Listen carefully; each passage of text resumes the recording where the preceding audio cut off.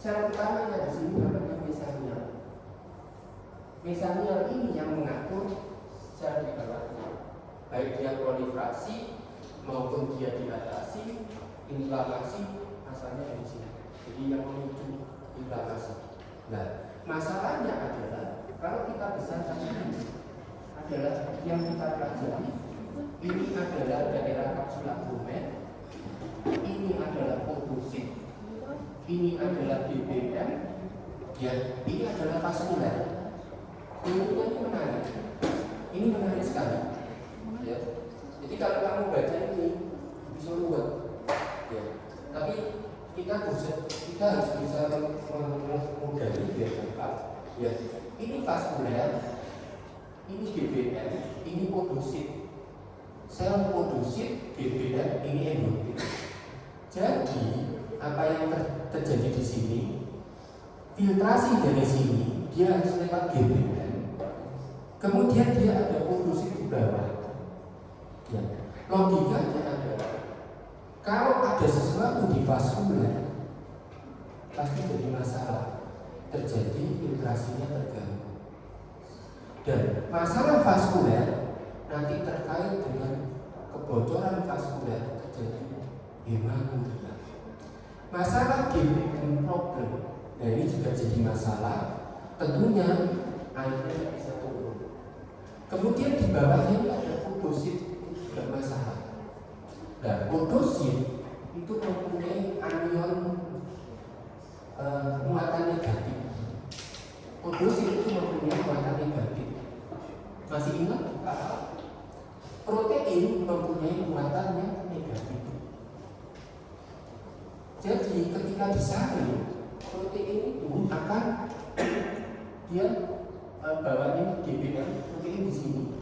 Kalau podositnya panjang-panjang, negatif ketemu negatif negatif, sehingga proteinnya tidak lolos ke filtrasi. Itu yang penting. Ya, kalau kalian ini teorinya ini lanjutannya. Jadi masalahnya adalah kamu harus tahu bedanya antara nefrotik dan nefritik, begitu, ya.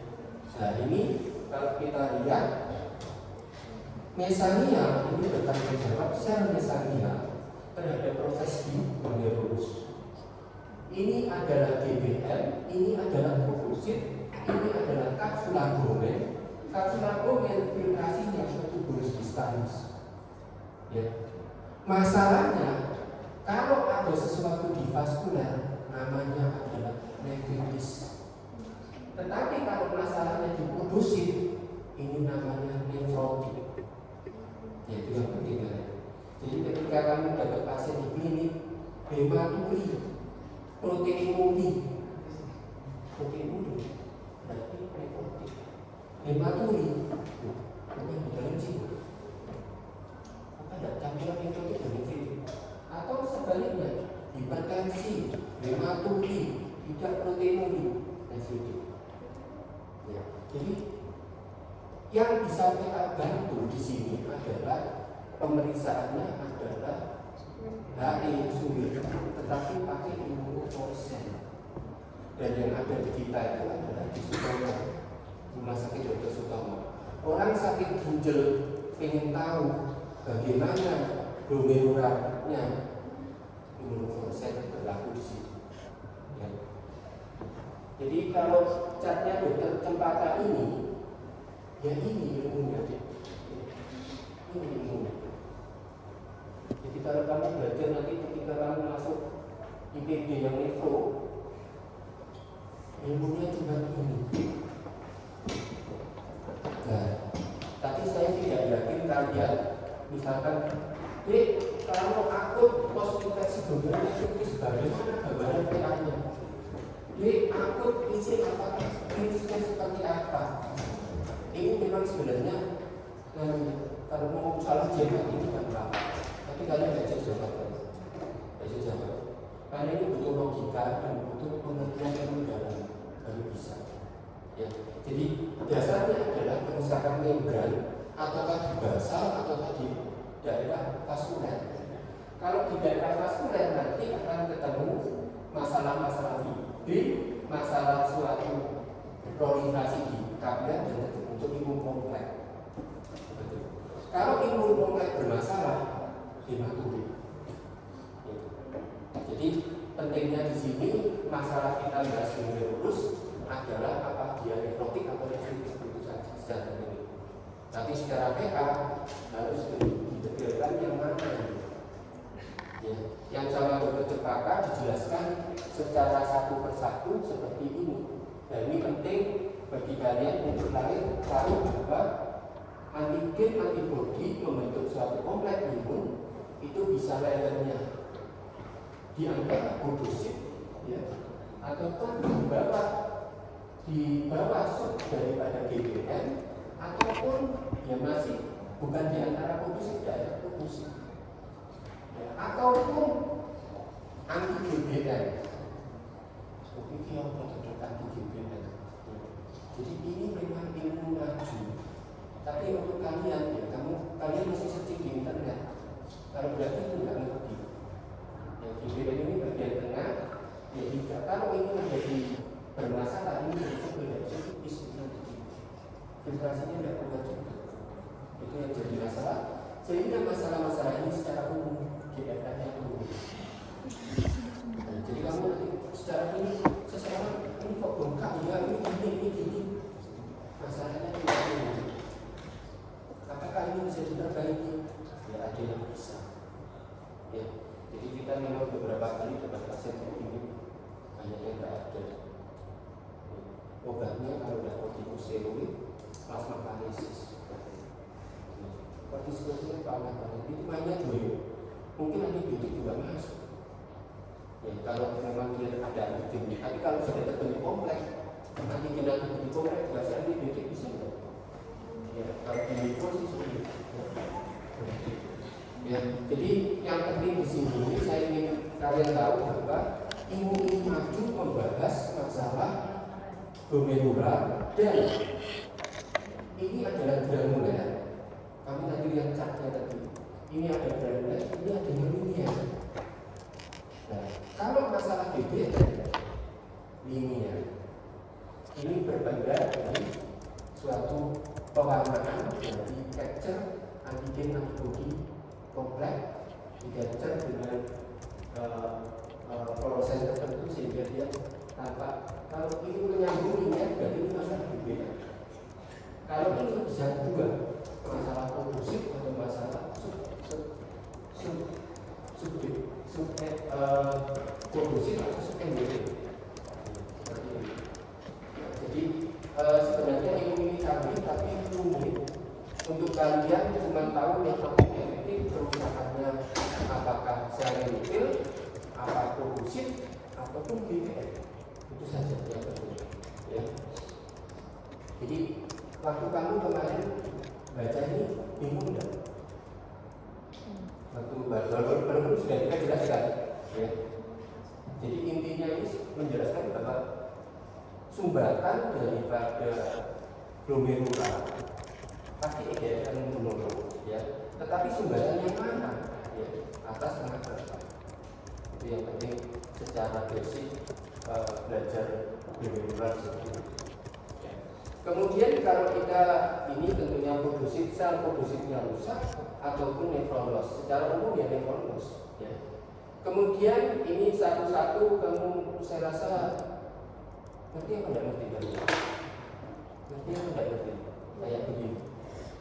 Tapi ini memang mesti lihat YouTube. Kalau mudah tidak ngerti. Ya.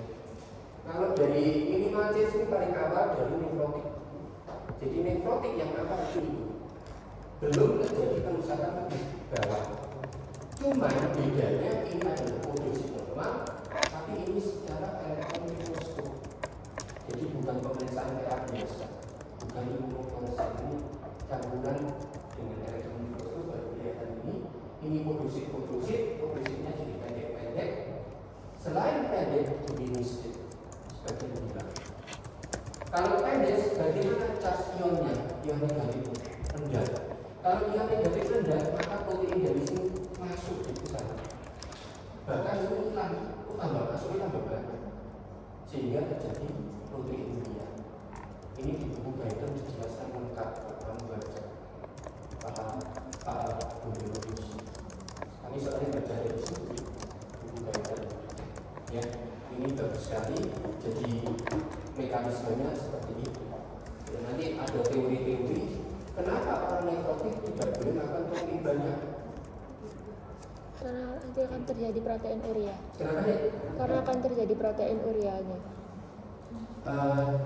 Tidak boleh makan protein banyak, beban charge-nya tinggi, tambah rusak. Jadi orang nefrotik itu tidak boleh makan protein banyak. Jadi proteinnya diatur tidak boleh terlalu tinggi, tapi tetap dikasih kalau tidak apa itu. Ya, seperti itu. Ini masalah ini baru kita cerita mengenai belum yang lain. Ya, FSGS ini masalahnya di mesamia. Tapi keluarnya apa? Mesamianya problem, hematurinya ada. Tapi dia nefrotiknya ada. Ini campuran kedua. Kemudian ini memang tidak membran. Jadi membrannya mulai rusak disertai adanya kebocoran protein. Namanya membranonefropati. Ya. Kalau membran itu berarti masalah GBM. Ya. Jadi kalau sebenarnya saya tidak ingin kalian apa satu-satu ini, yang penting kamu tahu teorinya, produksi GBM sama endotel. Kalau endotelnya problem nefritik, kalau produksinya problem nefrotik. Kalau antara dua ini nefrotik dan nefritik itu adalah penting. Podosit itu yang di bagian bawah ya, Dok? Podosit itu di atas. ke filtrasinya. Podosit itu berumbai-umbai di dalam kapsula pulmen. Kapsula pulmen atasnya itu podosit, atasnya lagi yang vaskulernya afren, lukuk-lukuk dan gitu di dalam seperti itu. Ya, gambaran. Jadi intinya nanti kamu tahu. Tapi kami tidak ingin mengajari kamu ini apa, membran proliferatif ini apa. Itu kami pun ya jujur kami pun harus lihat buku, melepaskan satu-satu itu ya, karena tidak mudah.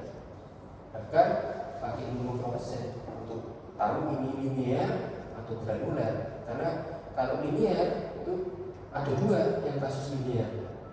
Seperti ini ya. GBM. Yang penting badannya ini. Nah, kasus ini ya, nada anti GBM ya, harusnya itu kasus ini. Itu. Ya, jadi yang lain granular. Yang linear GBM dan granul apa? Ya.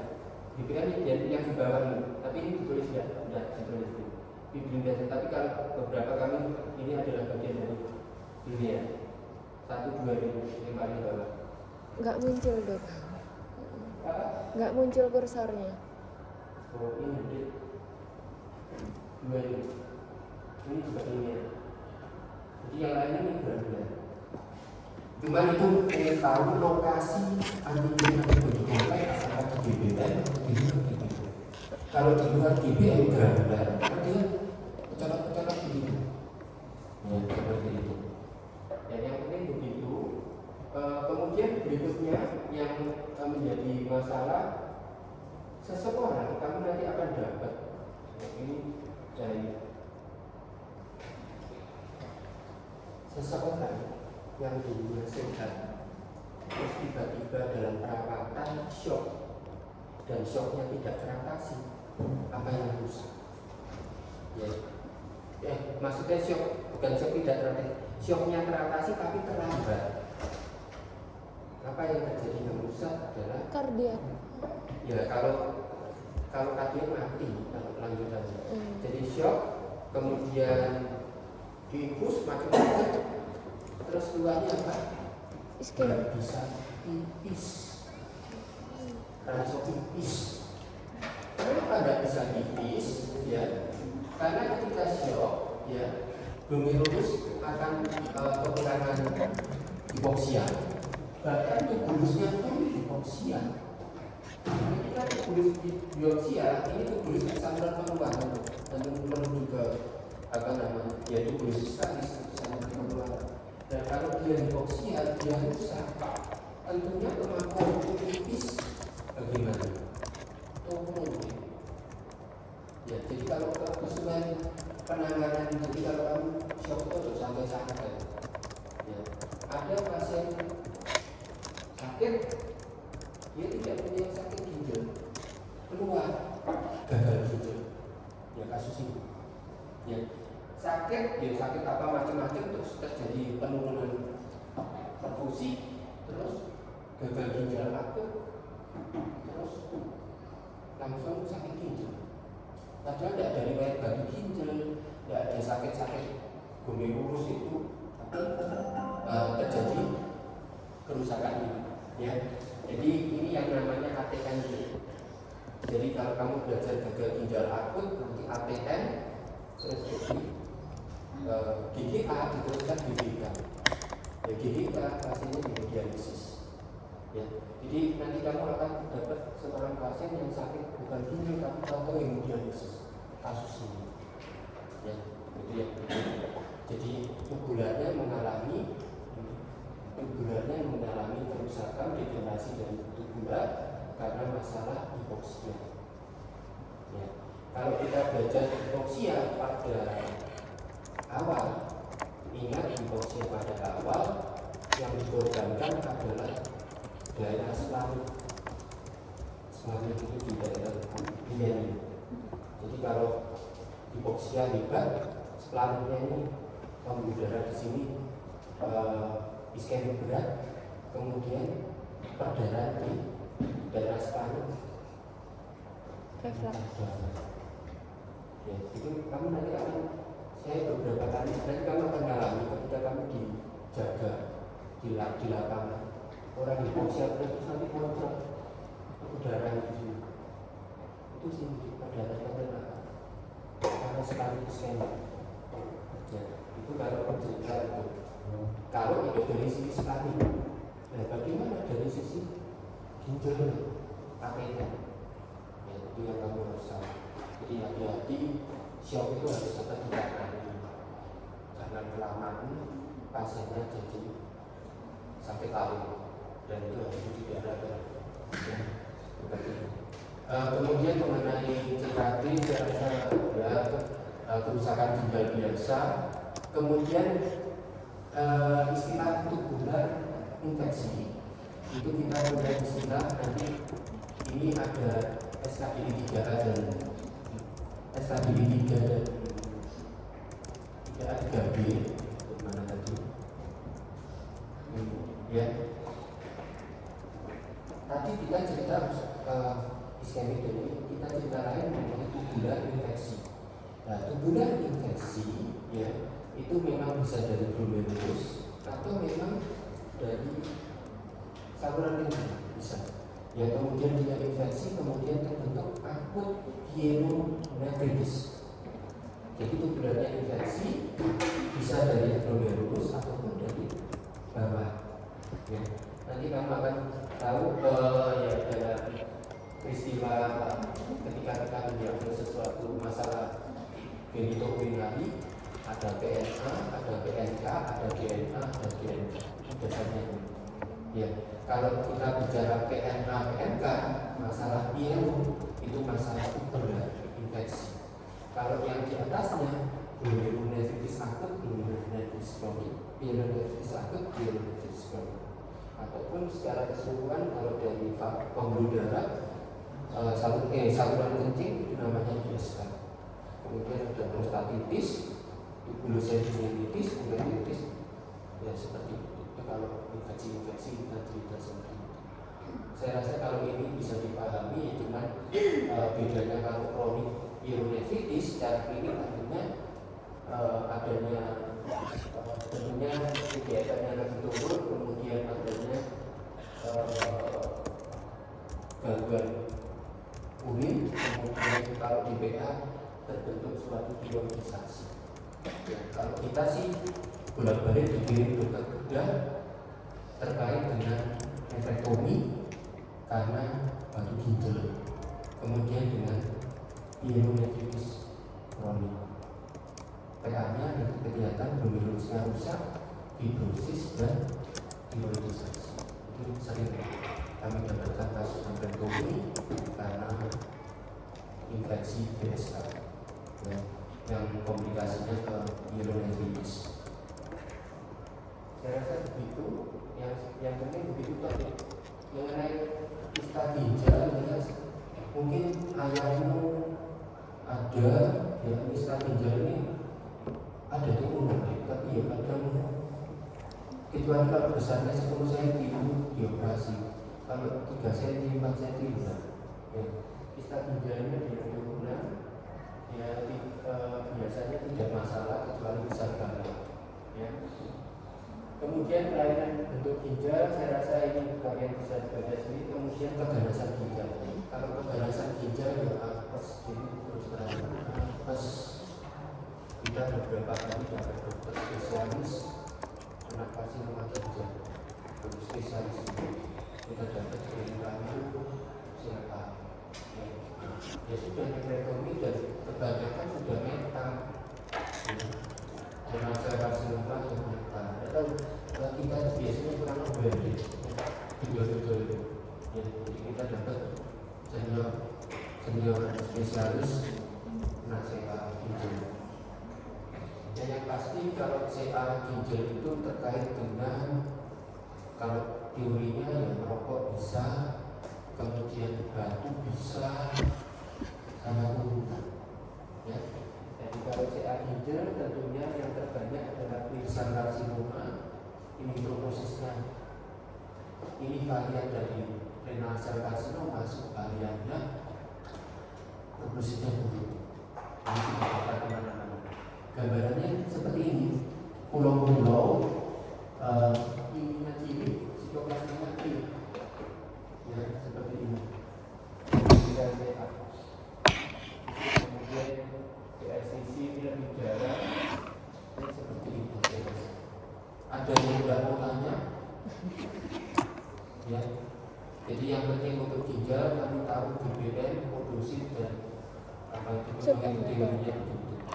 Metodik ya, kemudian mengenai lower urinary tract ya, apa namanya bapak itu bisa bebas pada kaki, kemudian bisa pada penis, keganasan di sana, ya.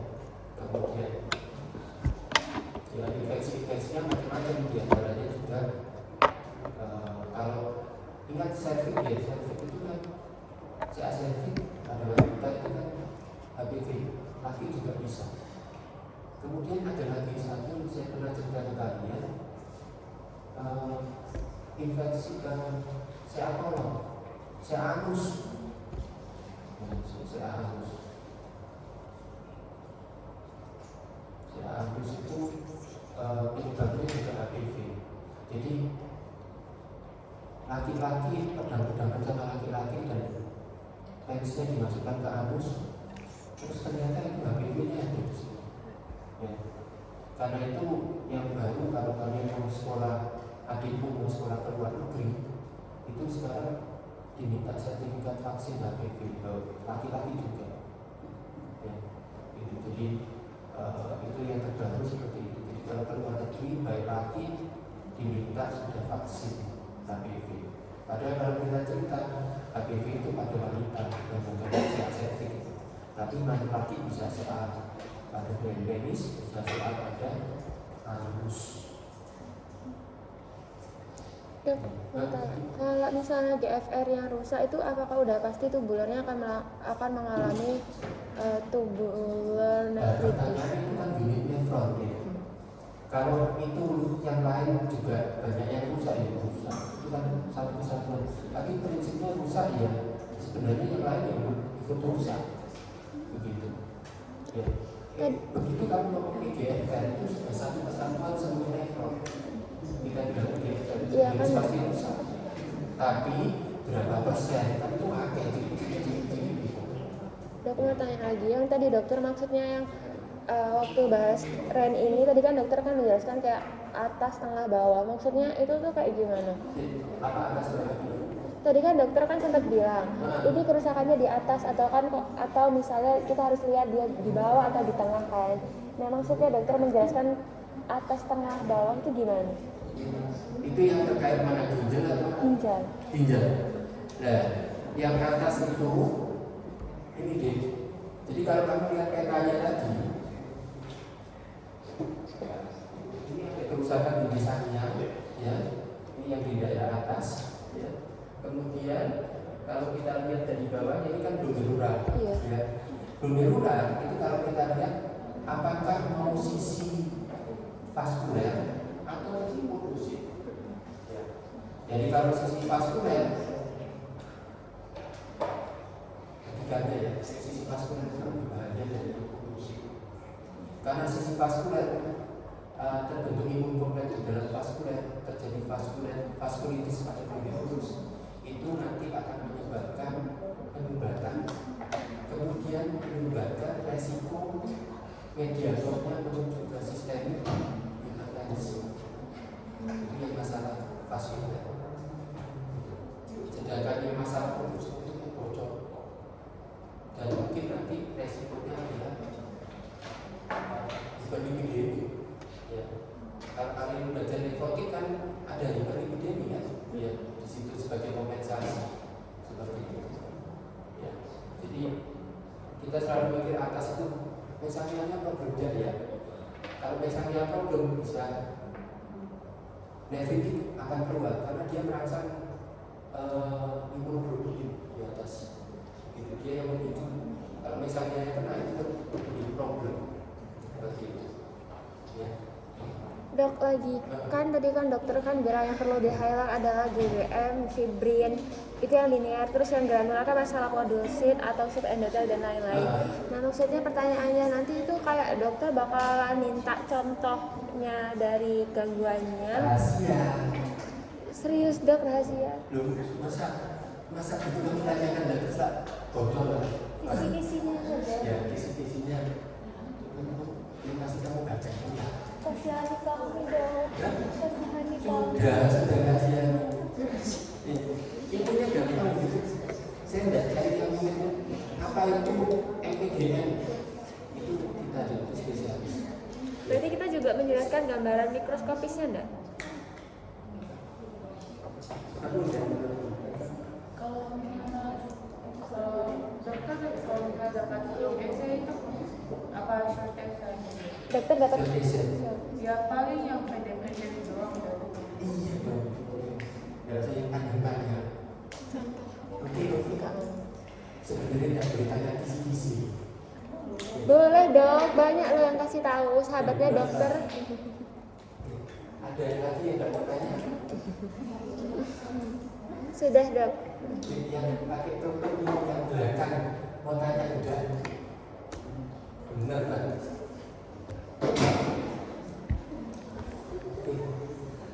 Jangan lupa nonton film drama Korea. Itu kemarin ada film baru lagi, Hero for All.